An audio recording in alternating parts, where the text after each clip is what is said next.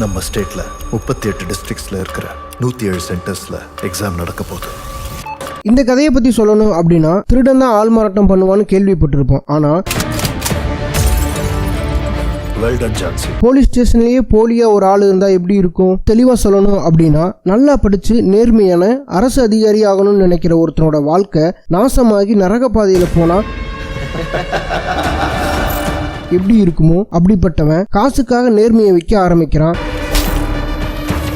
இத்தனை வருஷம் ஆகியும் இந்த உலகத்தை புரிஞ்சுக்கல நீ. அதுல ஏமாந்த கதையின் நாயகி ஜான்சி ஒரு டிஎஸ்பியை கிட்னாப் பண்ணி கொண்டாந்து வச்சிருக்கியே, வெளியே தெரிஞ்சா என்ன ஆகும் தெரியுமாடி? இறுதியில நேர்மையா தேர்ச்சி அடையணும்னு நினைக்கிற எக்ஸாம்ல நடக்கிற சூழ்ச்சியும் கொலையும் எதனால நடக்குது, யாரெல்லாம் இதை பண்றாங்கன்னு லாஜிக் இல்லாம மேஜிக்னு நினைச்சு நீங்க பார்க்கணும்னு நினைச்சா அமேசான் பிரைம்ல எக்ஸாம்னு 7 எபிசோடா தமிழ் டபிள்யூ இருக்கு. எக்ஸாமை மிஸ் பண்ணிடாதீங்க.